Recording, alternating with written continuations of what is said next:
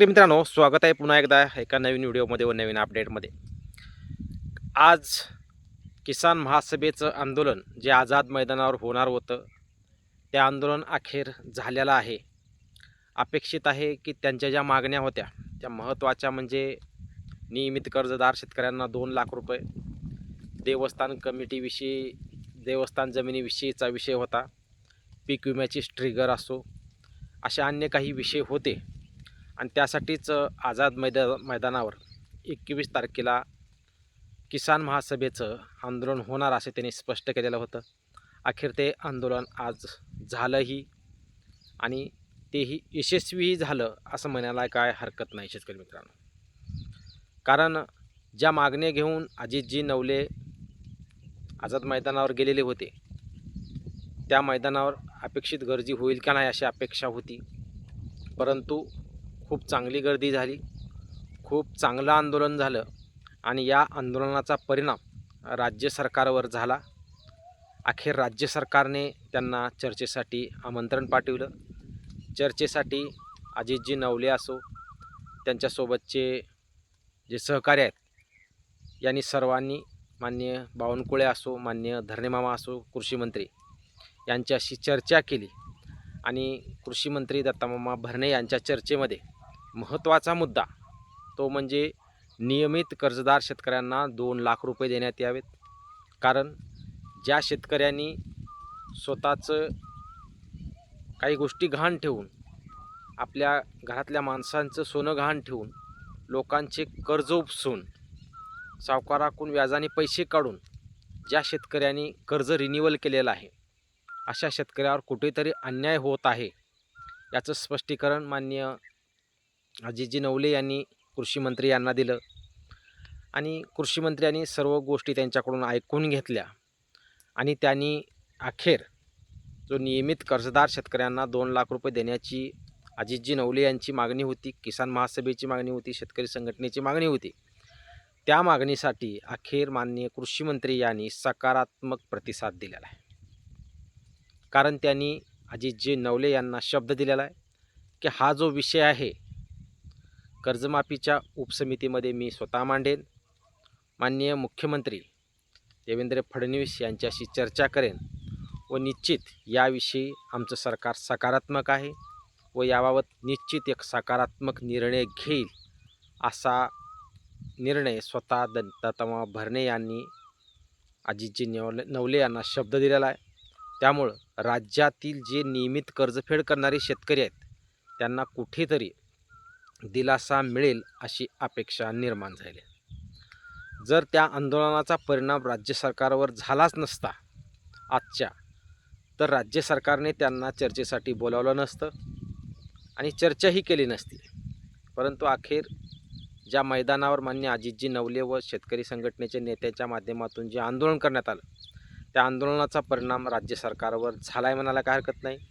आणि परिणाम झाल्यामुळंच त्याने अखेर चर्चेसाठी त्यांना आमंत्रण दिलं आणि मंत्रालयामध्ये चर्चा झाली व माननीय बावनकुळे यांच्यासोबत जो जमिनीच्या देवस्थान जमिनीचा विषय आहे त्याबाबत ही चर्चा करण्यात आली. त्याबाबतही सकारात्मक निर्णय बावनकुळे यांनी दिलेला आहे.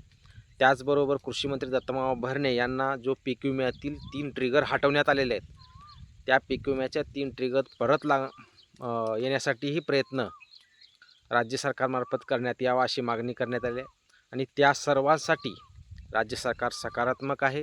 निश्चित कर्जमाफीच्या उपसमितीसमोर नियमित कर्जदार शेतकऱ्यांना जास्तीचं अनुदान देण्यात याव्यासाठी मागणी आपण स्वतः मांडणार असल्याचे त्यांनी शब्द दिलेला आहे.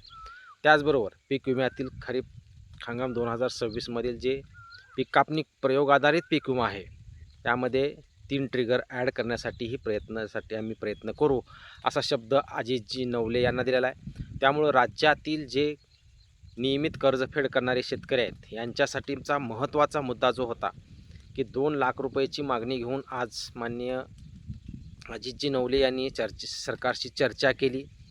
त्यामुळं चर्चेतून निश्चित मार्ग निघेल अशी अपेक्षा सध्या तरी दिसत आहे. जर राज्य सरकारला याबाबत काही करायचंच नसलं असतं तर या नियमित कर्जदार शेतकऱ्याबाबतचा विषय राज्य सरकार काढू दिलं नसतं किंवा यांना चर्चेसाठीही बोलावलं नसतं. त्यामुळं कुठेतरी अजितजी नवले यांच्या माध्यमातून प्रयत्न केले जात आहेत. त्यांनी हेही स्पष्ट केलं आहे, राज्य सरकारला आम्ही आता मागण्या केलेल्या आहेत. राज्य सरकारने योग्य शब्दही दिलेला आहे. जर राज्य सरकारने हा शब्द नाही पाळला तर निश्चित आम्ही मोठं आंदोलन करू व नियमित कर्जदार शेतकऱ्यांना न्याय देण्याचा प्रयत्न करू, असा स्पष्ट संदेश माननीय अजितजी नवले यांनी दिला आहे. त्यामुळं राज्यातील शेतकऱ्यांना जी थकीत कर्जमाफी आहे, त्या कर्जमाफीला सुरुवात आता उद्यापासून होईल असं सांगण्यात आलेलं आहे. त्याचबरोबर जे नियमित कर्जफेड करणाऱ्या शेतकऱ्यांना जे प्रोत्साहनासाठी 50,000 रुपये दिले जात आहेत, त्या 50,000 रुपयेमध्ये आता राज्य सरकार निश्चित भर घालणार का, हा खूप महत्त्वाचा मुद्दा आहे याच्यामध्ये. कारण जरी कृषी मंत्र्यांनी जरी शब्द दिलेला असला तर यामध्ये मागणी 2 लाखाची असेल तर कमीत कमी ₹1,00,000 असो, ₹1,50,000 असो, जेवढी करता येईल तेवढी राज्य सरकार करेल का, ही अशी मोठी अपेक्षा आहे. त्यामुळे राज्य सरकारने सकारात्मक दिलासा दिलेला आहे. त्यामुळे याच्यात काहीतरी मोठा बदल होऊ शकतो. निश्चितच राज्य सरकार नियमित कर्जदार शेतकऱ्यावर अन्याय होत असल्याचे त्यांनाही समजत आहे. कारण थकबाकीदार शेतकऱ्यांना ₹2,00,000 देण्याची पद्धत चालू झालेली आहे. तर मग नियमित कर्जफेड करणाऱ्या शेतकऱ्यांना 50,000 का? कारण या अगोदर 25,000 रुपये देण्यात आले, परत 50,000 करण्यात आले. मग आता या निधीमध्ये वाढ का नाही, असं स्पष्ट संकेत अजितजी नवले यांनी दिल्यामुळं राज्य सरकार याबाबत कुठला निर्णय घेतं हे अपेक्षित आहे. पाहूयात की राज्य सरकारमार्फत लवकरच याबाबत कारवाई होते का? राज्य सरकार या गोष्टीसाठी सकारात्मक आहे का, हे पुढील काही दिवसामध्ये पाहूयाच. परंतु राज्य सरकारमार्फत जे 50,000 रुपये जाहीर करण्यात आले आहेत, जर राज्य सरकारला जर याच्यामध्ये मोठी वाढ करायची असेल तर राज्य सरकार लागली शेतकऱ्यांच्या प्रोत्साहन 50,000 रुपये वाटपाची सुरुवात करू शकणार नाही. कारण जर याच्यामध्ये जर सकारात्मक गोष्ट असेल, सकारात्मक चर्चा झाली, निश्चित मार्ग निघू शकतो व राज्य सरकारमार्फत राज्यातील नियमित कर्जफेड करणाऱ्या शेतकऱ्यांच्या बाबतीत एक दिलासादायक अपडेट येऊ शकते. या सर्व प्रकरणावर आपलं लक्ष राहीलच. याबाबत अजून कुठलीही जर अपडेट आली निश्चित चॅनल व्हिडिओ घेऊन, चॅनलला जर नवीन असाल तर चॅनलला सबस्क्राईब करा व जास्तीत जास्त शेतकऱ्यापर्यंत व्हिडिओ शेअर करा. धन्यवाद.